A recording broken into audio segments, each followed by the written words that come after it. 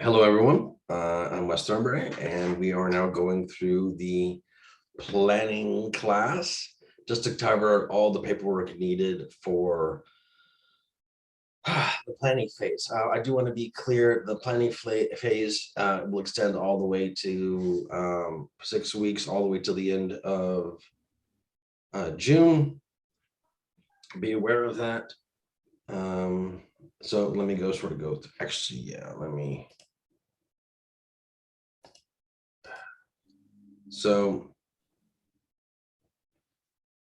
first thing I want to do here actually is, so let me go ahead and share my screen.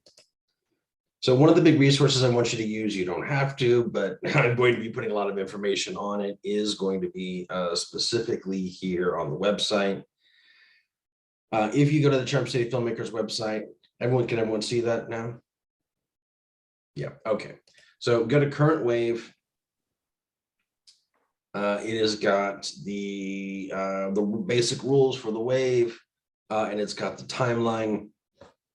The script deadline was yesterday for those who submitted. Planning classes today, obviously. The deadline to submit your script breakdown, casting list, and sides are going to be Friday, June 3rd. I do want to be clear. The plan here is the deadlines are going to come in there's two of them effectively. The first one is June 3rd. If you submit all your paperwork perfectly, then June 3rd, you're done. No big deal. If there are some minor problems, I'll send you an email, ask you to make a couple of changes, and then you can resubmit. If there are more changes necessary, then I will meet with you individually, probably Zoom, and I will help you get you all the way up to speed. But for you to, just want you to be clear, June 3rd is the magic date that I want you to be thinking about. All right, so what is due June 3rd? Well, what's due June 3rd is the script breakdown and the casting list. So let's talk about those individually. All right.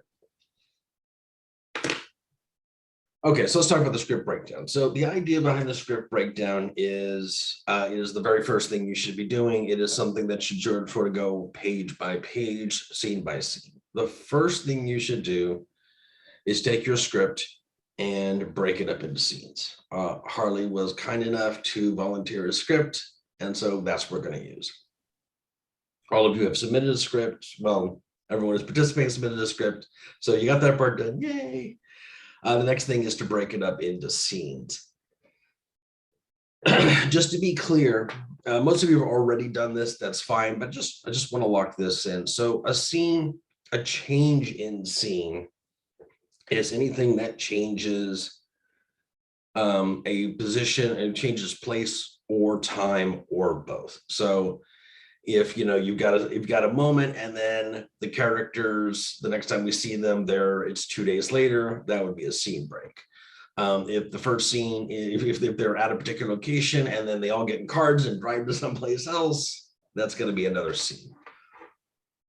Even if they all just get up and move to the kitchen, that's still going to be another scene. That would be a continuous scene. You'd put a little continuous after it, but it's still basically anytime we have to pick up all the equipment and move it to another place is going to be a scene break.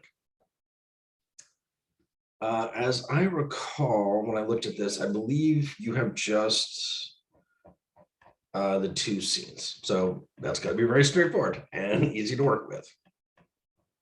All right, so as I said, step 1, break it up into the scenes. For the script breakdown, there'll be a top page that is a summary sheet, just a very quick breakdown of what's going on in scene for all of the scenes in your film.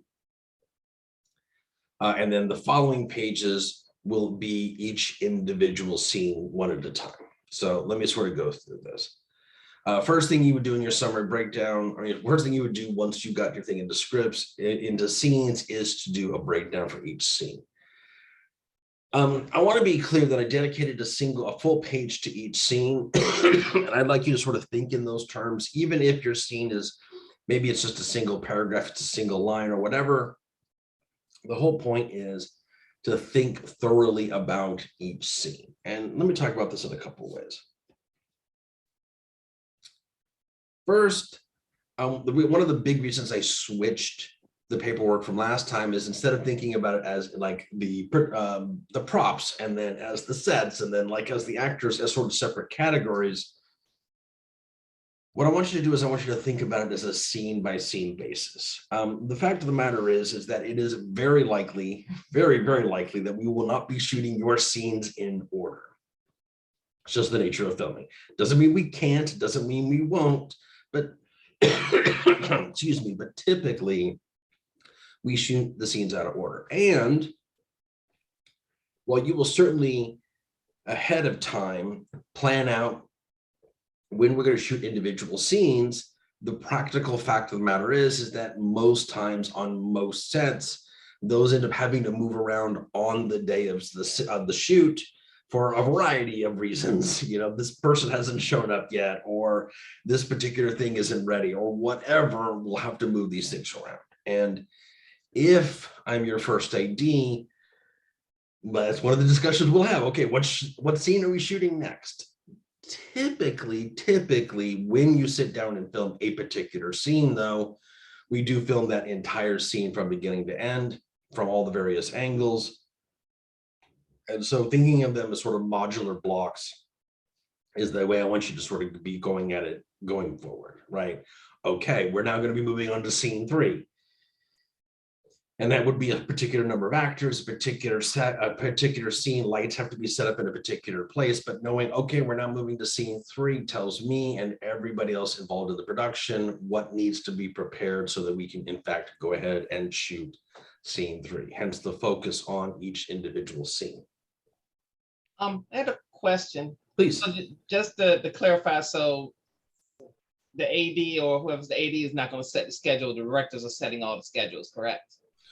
Well, okay, so during one of the many meetings you will have, a production meeting with the first AD, you will sit down and discuss exactly when that's going to be done. Got it. Okay. It is certainly, I mean, like I said, that will honestly probably change on the day of the shoot itself for a variety of reasons. But yes, that will be planned in advance during your production meeting with your first AD. And I will say, if I'm that person, usually, you know, the criterion is practical, you know. For example, if your shoot has multiple locations, then you're going to want to shoot all the scenes with a particular thing and then the others with another thing. And I might say, well, it's easier to go to this place first and then to that place. Again, it will depend on all of the logistical constraints of your shoot. But fair question, yes. All right, so when we're in that scene, when we're filming scene 1, scene 2, whatever, you're going to be asked as the director, you're going to be asked all sorts of questions. What props do we need? What scene do we need? And having it sort of really clear in your mind what it is and having the script breakdown available to your first AD is going to help in terms of breaking down what's going on. Part of what the summary sheet is for, frankly, is specifically so that as the first AD, I can keep this all track. So I know that, like, okay, we're moving into scene 7 and it's got these particular constraints, and I can see that sort of ahead of time.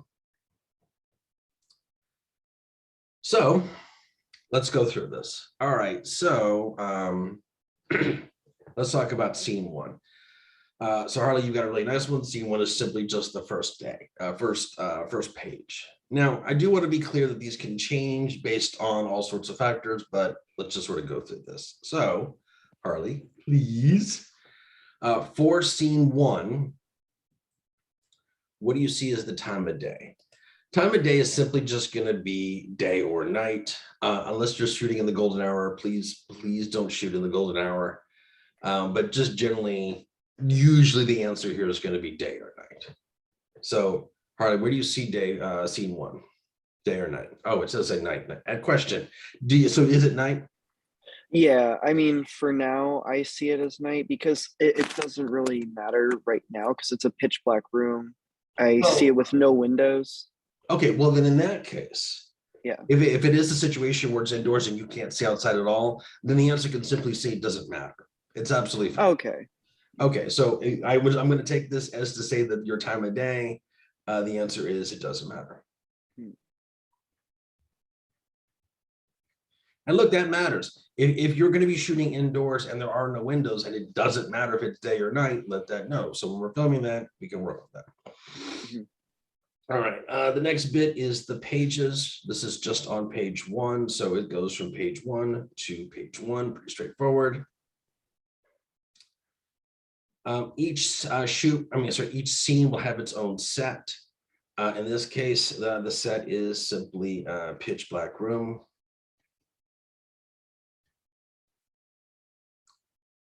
Okay, now the description is something that's really going to be more of a note to whoever is basically setting up your set.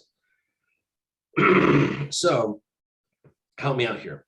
Describe the scene to me. The set to me, excuse me. The set. Mhm.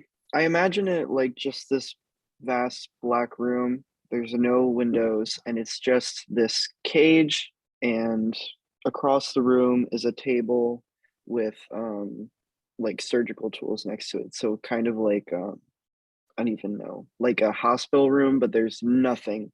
Like it's just black table, tools, and cage.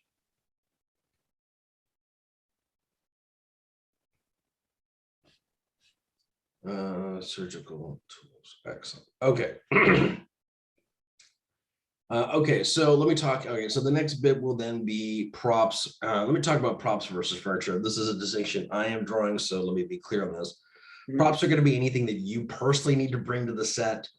Furniture, the way I'm describing in this case, is anything that would already be there. So, for example, if you're filming at a restaurant, then the furniture, I mean, sorry, then the restaurant that you're filming at probably already has the tables you want, tablecloths, chairs, plates, forks, et cetera, et cetera. Maybe you're allowed to use them, maybe not. So in this case, the props you are going to need, because we're probably not going to have a place that already has it, is going to be a cage, probably a table, unless the place already has one, and then, of course, the various surgical tools. Where are you going to get a cage that fits a person? So my parents have 100-pound Bernese Mountain Dogs, so we actually have big cages already. Oh, you're Doesn't, lucky. doesn't, you don't, Josh, you don't have big, huge cases that humans can fit into? I thought everyone, does not everyone have that? Everyone doesn't? No, not everyone has these giant dog crates. I thought about this while writing it. Um, there you go. That is the answer to that question. Okay, so is there anything else prop or furniture wise in this room that needs to go on this list? In this scene, Mhm. no, not right now. I mean, Doesn't look like it. Okay, no. yeah, no. We're good. Listen, obviously these can be changed and updated as things go along. It's just, this is all just about planning this out. Yeah. All right. So we get props, and the furniture of the room should be already bare, so we're good. All right. Then, of course, the next thing you do is rolls. And we've got Aaron and Drew. All right. So talk to me about Heron. What in your mind, what is Heron wearing? And specifically, I want you to be thinking of this in two distinct ideas. First, what clothes is it likely that the actor will have and therefore can bring? And what clothes will the actor not likely have and you will need to bring? Well, I imagine because I described him wearing a bright red suit and Oxfords. He will probably not have a bright red suit, maybe. But yeah, that's how I described it. Okay, bright red suit and Oxfords. Mhm. And then there is no wardrobe at all for that. And is Heron wearing any particular makeup? Maybe like eyeliner or like something artsy. Okay. Maybe he has like tattoos on his neck. All right. Now, by the way, I'm kind of putting you on the spot. Don't worry about this. Obviously, you can expand on this later. Yeah. The whole point of the scene breakdown, this is for everybody. The whole point of the scene breakdown is to start thinking about this explicitly. Like, Yeah, is this character in makeup? What kind of makeup is this person wearing? Et cetera, et cetera. If you don't want to do any makeup or you want to do a particular way, that's the whole point. This is supposed to explicitly moment by moment break down those things. Again, well, the deadline is June 3rd, and I want everyone to get in paperwork by then. That doesn't mean these can't be changed and updated and added to as you get deeper and deeper to it. Maybe you can't get a particular type of thing and you decide to instead go for a bright blue suit or whatever, but like it's putting this all out so you're thinking along those lines. Gotcha. All right. I have a quick question. Shouldn't all the characters be wearing makeup because of the cameras and just lighting? Typically, no, actually. It really, this is less theater than it is. Film is a little bit different. Actually, typically we do not put actors in makeup. That is to say, let me be more specific. What usually is the case is that most of the men and most of the male actors are not wearing makeup. And then for the women who are wearing makeup, it's makeup they do themselves. Okay. If you want them just to be wearing sort of like a bare level of makeup, that kind of thing, usually in most cases women will do that for themselves. But if you need a makeup artist to actually sit down with them to do a particular effect, then you would sort of put this on the list. I see. Okay. So no, actually no. Now that doesn't mean you can't put everybody in makeup, and honestly I think we should be kind of transitioning more towards that in the long run. But since we typically don't have a makeup artist on set, then actually, no, we typically do not have makeup. So does that answer your question? It does. Thank you. Of course. All right, Harley, keep going. Talk to me about Drew. What is Drew wearing? I just in this imagine scene? him wearing like probably just underwear or for this scene though, if it's the opening scene, yeah, probably just a pair of underwear. Okay. And I'm assuming that is going to be something the actor brings. Yeah. So underwear. Kind of thing. All right, talk to me about Drew's makeup. I know we've got bruises. Bruises. He's got a little bit of blood on his nose. Yeah, he'll probably just have like some bruises on like his hands and arms when I imagine that he fought. Probably on his face, around his nose because he's got a broken nose. And that's it for the opening scene, I think. Okay, let me actually change that then. Broken nose. Okay, since this makeup is a little bit more involved, then what I would absolutely strongly recommend is that you get a makeup artist. We've got a couple in the group that you can work with. Okay. And specifically that you test all of this makeup ahead of time. So you bring in the actor, you put the makeup on and make sure that it works, make sure it looks like you want before the day of the shoot, so that when you're actually there, the makeup artist knows exactly what to do. The actor knows how much makeup he's going to be put in, et cetera, et cetera, et cetera. Gotcha. Not as necessary for the artsy makeup, assuming it's relatively minimal. If you see something more elaborate, then you would also want a pre-test on the makeup as well. In terms of costumes and wardrobe, again, this is sort of for everybody. Remember that you will be doing at least one script read through. You may have more than one rehearsal. That's a personal choice. Always at least one, but you could have several. What I would say is during that first read through, have the actors try on any wardrobe so you can see them in the wardrobe and make sure that it works. If you're bringing a costume that you need to provide, then you need to get that costume to the actor as soon as humanly possible, so that you can have the actor try it on and again make sure that it works. Because if it doesn't fit or if it's not the look you're hoping for, then you'll have to like return that costume and then go get another costume. So basically what I'm saying is see your actors in costume and wardrobe as soon as possible and makeup as soon as possible, so that everything like that is fine. And on the day of the shoot, you're really good to go. If it's costume, obviously it'll be part of props that you will need to bring to the set. If it's wardrobe, then the actors will bring it and they will show up on set with their wardrobe. Everybody good so far? Mhm. Okay, next. So the next thing is to bring in special effects. Now, special effects can be several different types. That can be practical effects, that can be computer effects, that can be makeup effects, that can be I would also include in specials anything that would involve, like, say, like if you were going to do a dance sequence, because that needs to be choreographed ahead of time. If there's a fight sequence, that needs to be choreographed ahead of time. If there's going to be a sex scene, that needs to be coordinated. All of this has to be choreographed. So let's say that you were going to have a fight scene or whatever, then you put effect as a fight, and the expert needed, excuse me, and then the expert needed would be a fight choreographer kind of thing. And just be aware, that's what goes down under specials. I think I have run out of, does it not? Okay, no, it doesn't do that when I do that. So let me just scroll down. All the text is gonna look a little weird, but go with me on this. And then the last bottom thing on the page is just any special notes you want to put in. If there's anything in particular about this scene that you're concerned about, anything that's going to be a bit difficult, whatever that may be, that goes in notes. Again, if none of this applies to you in particular, leave it blank, not a problem. And then you go on to the next one.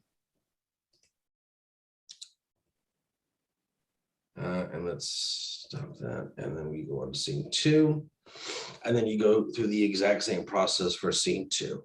Once that's done, and you go back to the summary sheet. So for example, for the summary sheet, let's go back to annotate. So scene 1 clearly has just one page. The set is again, oops, one more. Here we go. Pitch black room.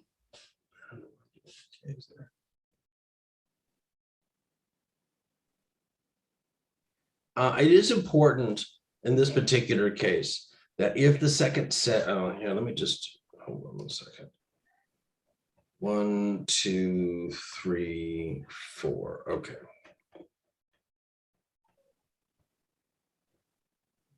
Okay, go back to annotate. Okay.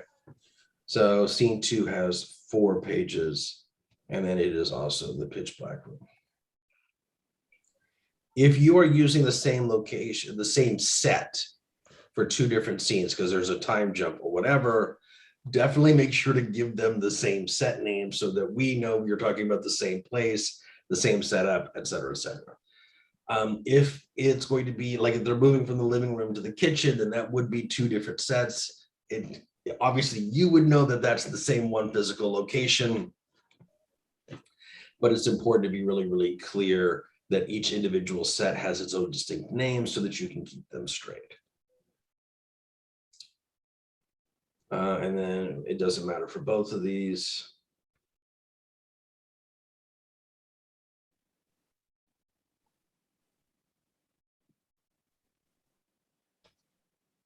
Actors is 2. Specials here is you got makeup.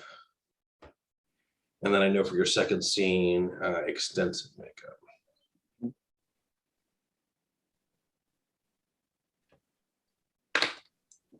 And this will just sort of, like I said, be a big picture difficulty of everything, just sort of overall picture of everything that's involved. Any questions on the scene breakdown as it stands? Everybody good? Okay, straightforward. I got no problem with that. All right, and then do one for each one. Obviously, if you have more than 10 scenes, then just add more scenes to this. On the website will be these Google Sheets. You can either make a copy or you can print it as a PDF and write on it in paper. I don't care. Another difference from last time is last time I had very specific forms that had to be filled out a very particular way. And that caused a lot of confusion. I'm a lot more flexible on this. What's critical to me is that you very carefully think individually about each distinct scene and all of the physical components of it, then make sure to put that on the page. If you end up changing this up or moving things around a little bit, that's fine. But again, I still want a individual per page, one scene per page kind of breakdown, and then a summary sheet that explains all the big picture stuff so that as we're moving into a particular thing, we can do this. I'm going to go ahead and say that it's the thing about this sheet, about these sheets in general, is it's you're showing me your plan. And I am going to honestly use the summary sheet as sort of a clear idea of how extensive this piece is. If the summary sheet is very complicated, it's got a lot of things going on, then that will be reflected in my concern about how complicated or doable this particular project is. So just be aware that's kind of all part of your pitch. Like, this is it. Whether you make a film this way or not is not based on the content of your piece. You write whatever you want. You always have full control over the content of your piece. But if it is a very complicated project and it looks like it's going to take a lot more than the time you've got, and I can tell that from this breakdown, then the way to offset that, to make that likely to still be making in production, is so that I see extensive planning and I know that you are going to be able to do whatever you intend to do in the time given. So this is also, at least in part, your pitch as well. This is the pitch, not the content, your plan. All right. Oh, sorry, any questions on that? No, we're good. All right. So let me clear this and let's go on to the casting list. All right, let's see if I can get all this squeezed in. Yep, just barely. Okay. So this casting list is going to be compiled with all the other directors from this wave, and it will be put into one super long casting call that will then go out to bring in the actors. I want to be clear, if you are not casting for a particular role, if you already have somebody you want to use for it, you already, you got a friend or an actor or whatever, you're like, nope, I already know who I want to be my lead or whatever. If you don't need a person, you don't need an actor to fill that role, don't worry about it. You do not need to cast for them. This is just for the ones that you want to cast. It does not include background. One of the things I will do during the casting process, is ask if actors are comfortable being background. That is to say, actors that have no lines. If you have a crowd scene, if you have people acting at a restaurant or whatever, and you want background, there will be a list of overall background actors that you can use. Hopefully we'll have like 50 or 60 actors that you can pull from and fill it out after the fact. Do not cast for background. Having people come in with no lines to read is not going to work. So yeah, they just don't go in the casting process. So what's in the casting process? Well, first and foremost, let's get back to annotate. Film title, of course. There. Film description. Okay, so this is also going to go on the casting. This should be a sentence or two, not too long, but just to give people a rough idea of what's going on. If, for example, you are like Harley, you've got a piece that's a bit graphic, you want people to get a bit of a heads up so they know what's going on. You don't have to go into super detail here. Don't go into super detail, but the film description should have some indication of the kind of piece it is, so they know so actors know what they're getting into. They'll be looking at the side, so they'll be able to see that from that as well. But specifically, a rough idea of what's involved is really important. So that goes to the film description. I'm not going to ask you to come up with one right now, Harley. You're fine. But just family-friendly content. Yeah. Question, can we use our log line if we have one as a film description, or do you need it more in depth than that? Let me put it to you this way. If an actor who is auditioning asked, what's your film? And it would be the answer to that question. And if you feel your log line covers it, then so be it. But that's what should go here. Something that you would, if the actor asked, what is your film about? That's what the answer should be. Do you know what I mean? So yeah, if your log line sort of fits that, by all means, go for it. I don't mean like a full paragraph. It should be brief, but I do want you to give the actor some idea of what to expect. So If the log line gets the job done, then absolutely, that's fine. Okay. But I mean, the only reason I say that is because some log lines are a tease, ooh, the adventure, then it doesn't say anything at all, which I get, like from a marketing perspective, that's really exciting. So like I think the log line for Aliens was in space, no one can hear you scream or something like that. That's great, but that's not telling me what this movie is, not really. It gets me excited to go see it, but it's not helping an actor. So Right. just something so the actor has a rough idea of what the film is about. Got it. Okay. Then casting list. Okay, so the first one, of course, is going to be the character's name.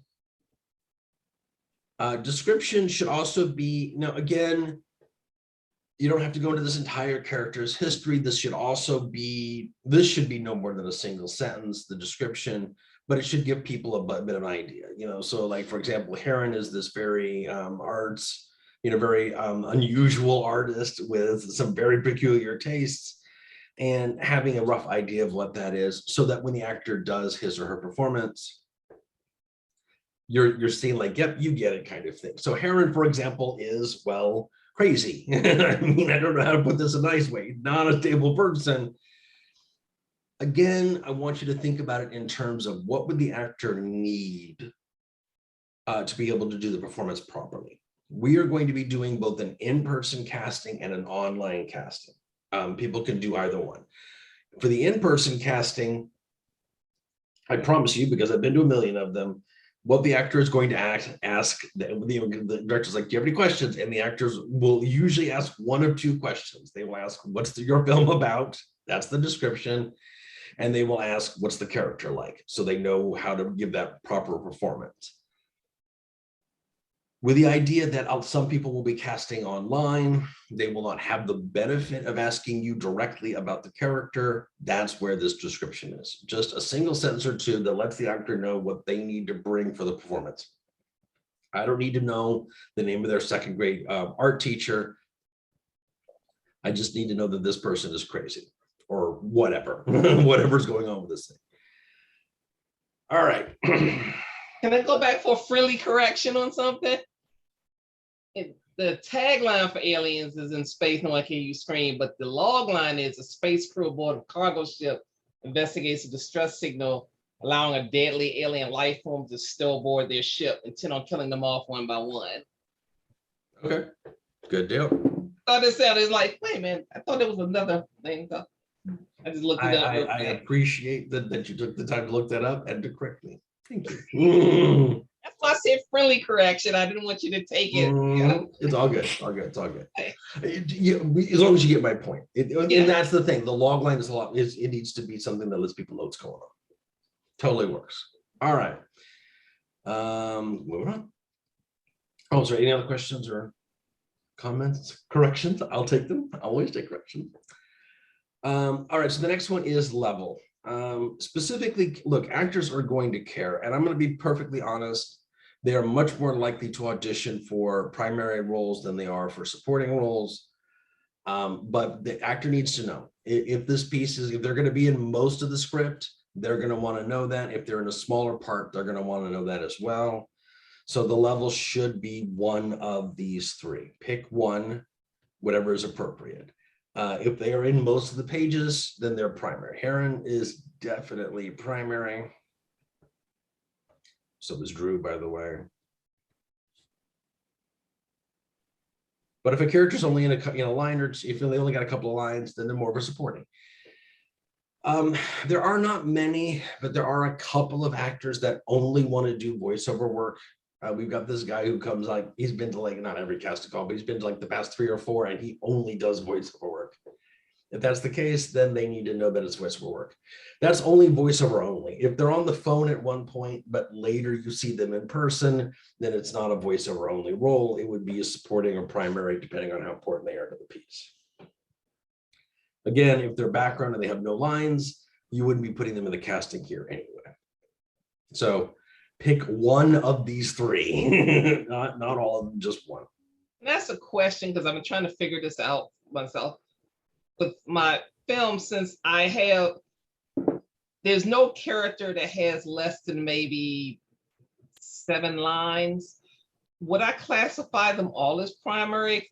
Or would I just say some of them are supporting, even though they still have a significant number of lines? It's less to do with the number of lines and more to do with their relative impact.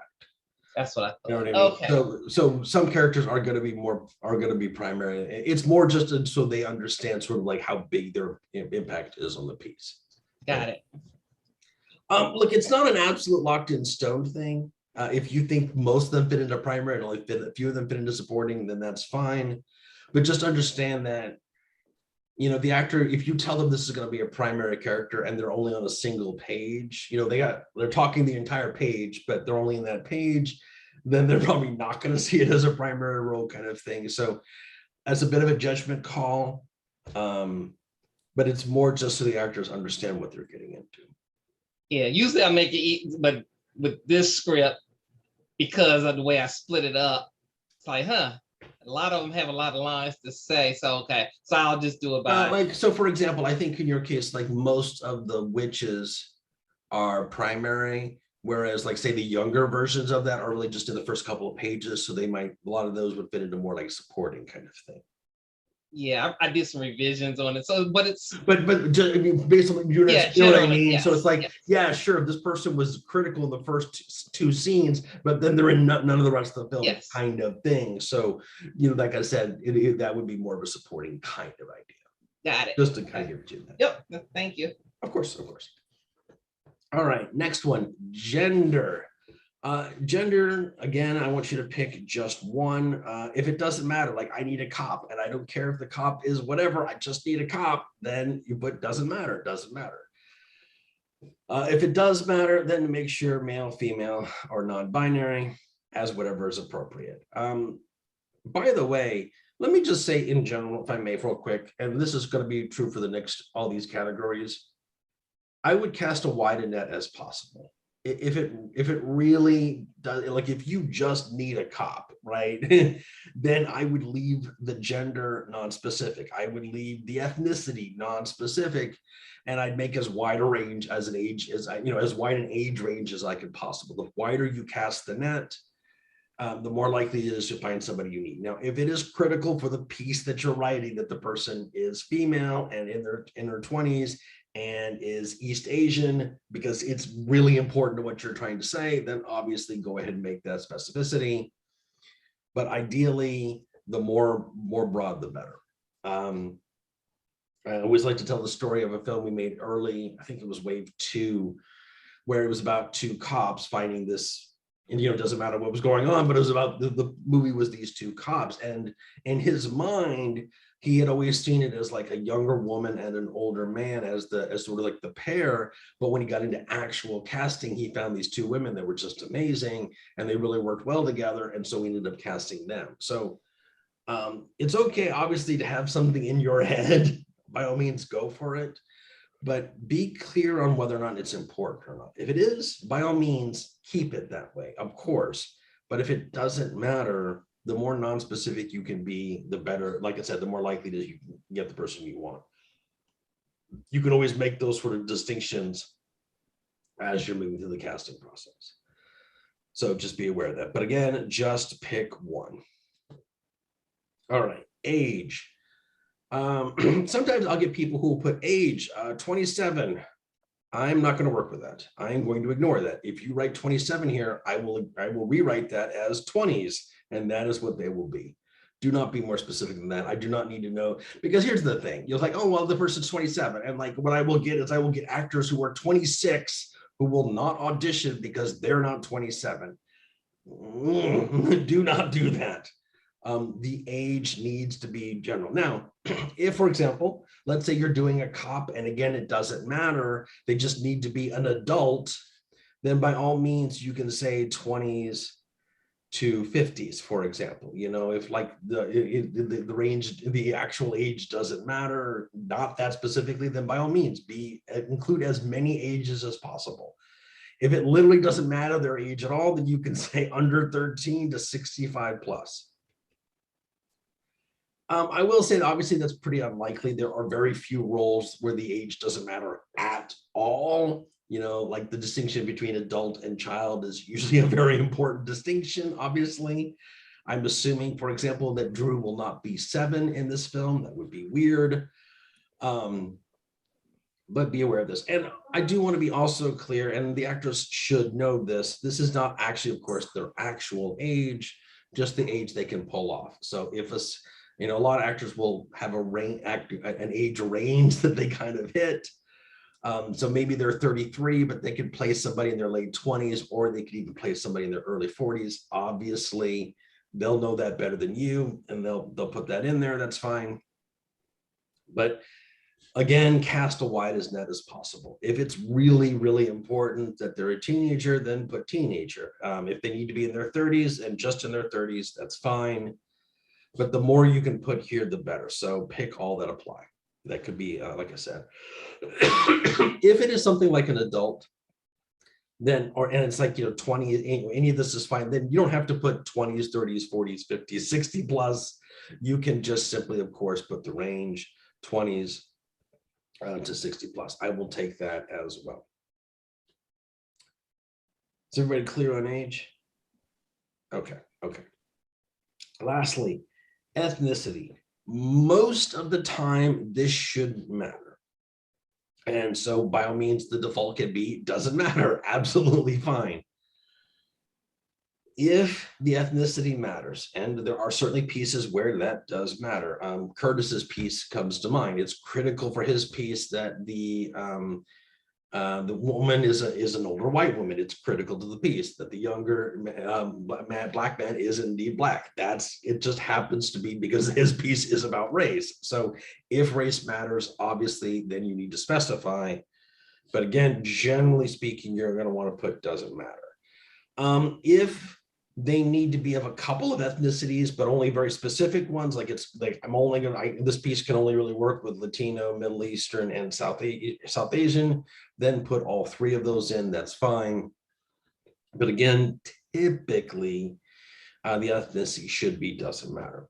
Not always. Again, I understand that some pieces require certain specifics, but generally doesn't matter is the way to go. Just for those of you who are curious, the way this is going to work out is that I'll list out each character. They'll have their description.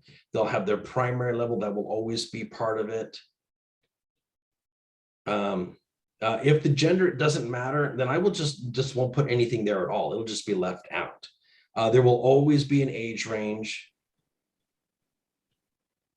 And if, again, the ethnicity doesn't matter, then I will just leave it blank. So for some of these casting things, it'll just be a name, a description, a level, and an age range, just those 4 things. If there needs to be a specific gender, then it'll be there. And let me be honest, usually gender is specified, and if it's important, by all means, go for it. Most of the time, gender is specified, but most of the time, ethnicity is not. And then you do one for every character you're casting. Questions on the casting list? Everybody good? Okay. All right. Last but not least is the sides. Okay, so let me talk about the sides. The way the sides are going to work is what it should be is if your character is primary, then you should have at least 2 sides. You can do 3 sides if you need to.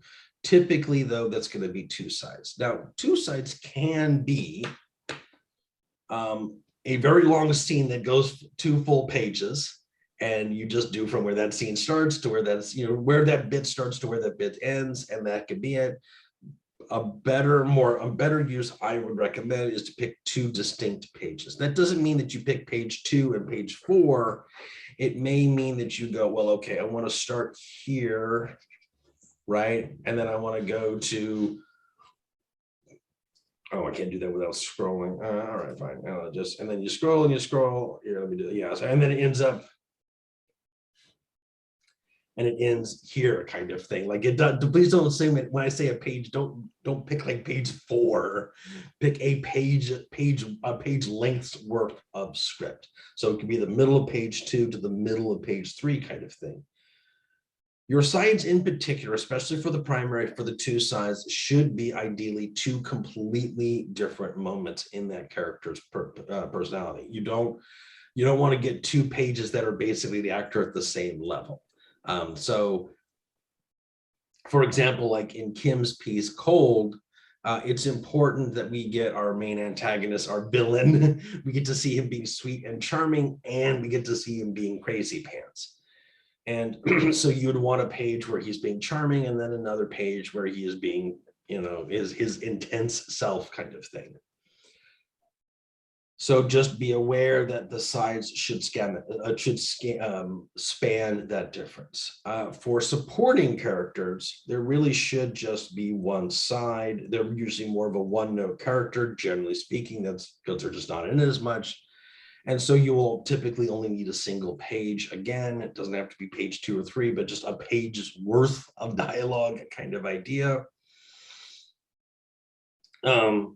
If your supporting character does need two sides, just because they do, at one point they're very serious and then another point they're being really funny, then by all means go ahead and include two sides.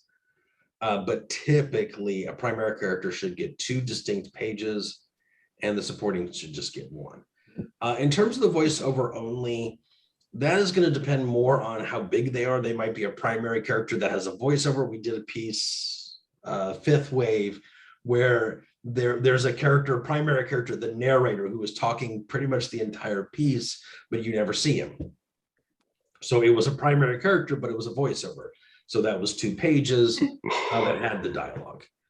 Typically, voiceovers are going to be probably more fit into the supporting character, supporting class. So obviously they would just get a single side. But ultimately, again, it's pages from your script. Questions on the side? Yeah, Please. question for sides, and this relates to the casting call. Will we be able to do chemistry tests between actors, because that would influence what sides I would probably pick? Okay, that's a good question. So here's the way this has worked. So in the first auditions, no. In the first audition, the sides should just be them giving that performance. There will be some that they'll be reading opposite. We'll have, if they're coming in person for the in-person auditions, we will have like a designated reader who will read opposite them. So they'll have somebody to interact with, but it won't be with another actor. It'll be with one of our people kind of thing reading it. But once you go through the casting process and you pick your 4 or 5, 6 or 7, whatever actors for a particular piece, and you pick several others of a particular piece, during the callbacks, you will then have them read against each other so that you can see that sort of chemistry. To that end, I would strongly recommend that you produce a different set of sides for your callback so you can test that very specifically. That's what I wanted to know. Okay. Yeah, so in a sense, you will be preparing 2 sets of sides that are more of a generic, hey, I just need to know if you can read this part. And then once you actually get these groups of actors in the same room, whether it's physical or virtual, then you'll be pushing them against each other, and it should be different sides. And let me just say this, even if chemistry isn't as important, 2 characters, it doesn't really matter. I would still strongly recommend that you produce a second different set of sides for the callback, just so you can take the actor to the next level. Like, I think you're pretty good, but I want to really make sure you're doing it. It makes sense to have them read something new as opposed to having them just reread the stuff you've already heard them read and you already know they can do. So for the callbacks, you would want a different set of sides anyway. So that leads to then another question. Of course. Do the first round of sides have to be from the screenplay you submitted, or can it be from something else but gives you the range? It'll let you know the range, whether or not they have the range for what you have, since it may be more complicated to do it from what you already have, since you're not going to be reading against the other person.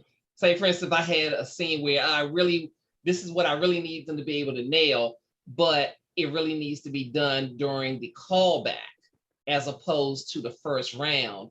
but yet I know this character is like this other character that was in this film or this series, and this scene that they did is basically how I need them to do it. So in that case, since it would be better to use that side, is that an option? And the reason I asked, I did that once before for something because there was pretty much the same scenario. Was the alternative sides you used from an existing film? Yes. I would say I would very strongly recommend against that.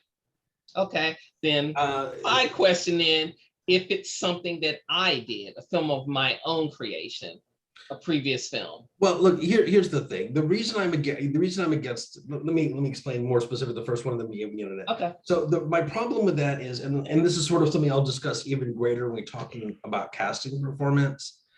There is sometimes a temptation for directors to do, I want you to play it like that guy played it in that film.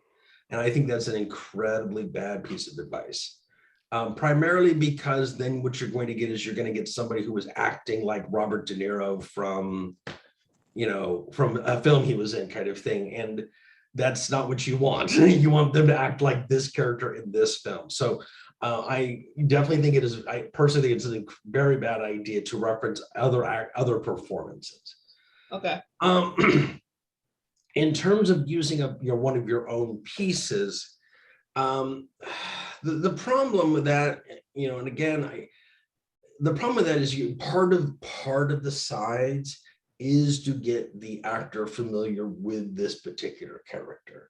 And so if you're having them read somebody else, then they're not getting an idea of what this character is like at all. What exactly is your concern? I mean, I know that you've rewritten and I know there's been changes, but like... Oh, no, it's just, it's probably not.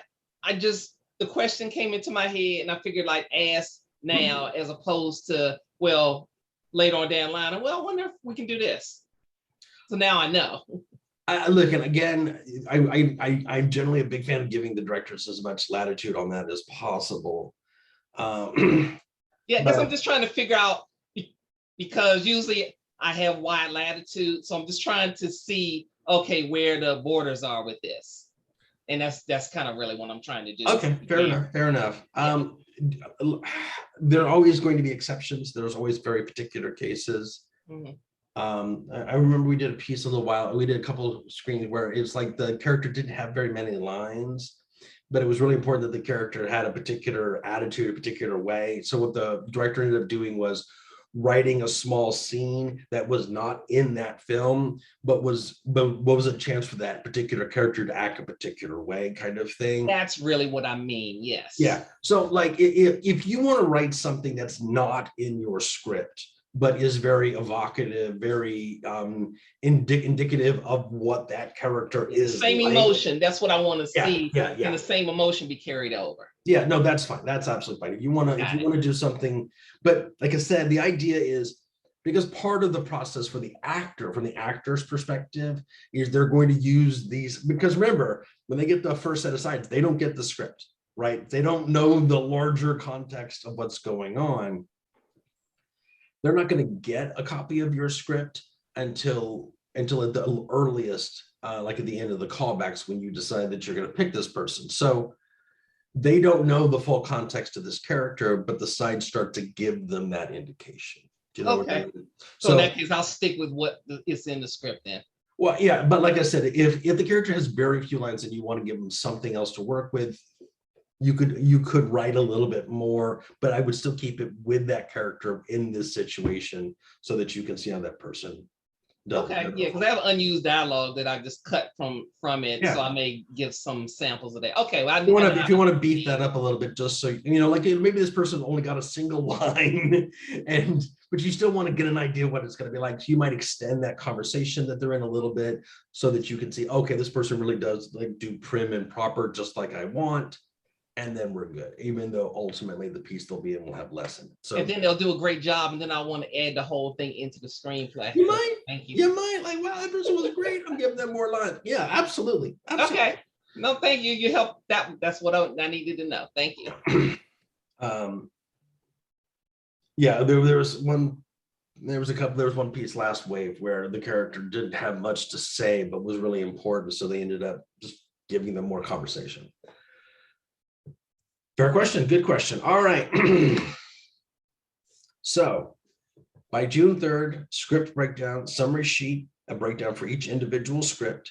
Again, I will take it in pretty much any form. I'm going to be willing to work with you on that. I just need to make sure that you have very, very thoroughly thought about each and every scene.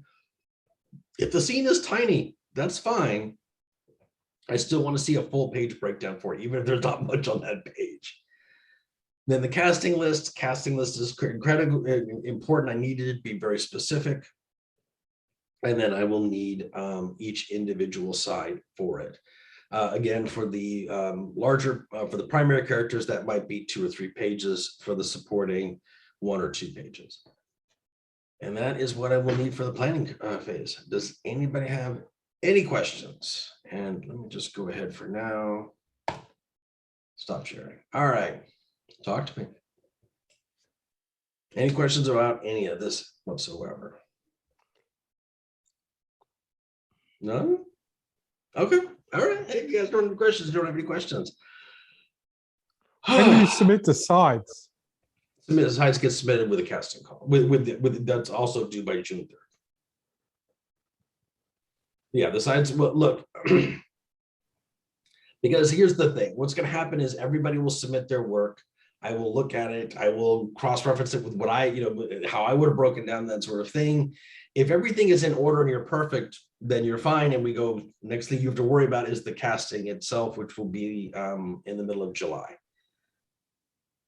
If there are things that are wrong with it, the sides aren't, for whatever reason, there's any part of this that doesn't work, then I will reach out to you and I'll be working with you to get those things up to speed. But yes, ultimately, the script breakdown, the casting list, and all the sides for all of your characters that you're casting for will be due June 3rd. Any other questions? And you may have already said this, but I forgot. When is the date we'll know that we're basically a full go for everything? Fair question. Okay, so let me get back to the website where all the answers lie. Okay, so oh no, not that calendar. Sorry, current wave. There we go. All right, so the casting call, that is when I put out the announcement to all the actors, will be on Monday, June 27th. There will be a casting class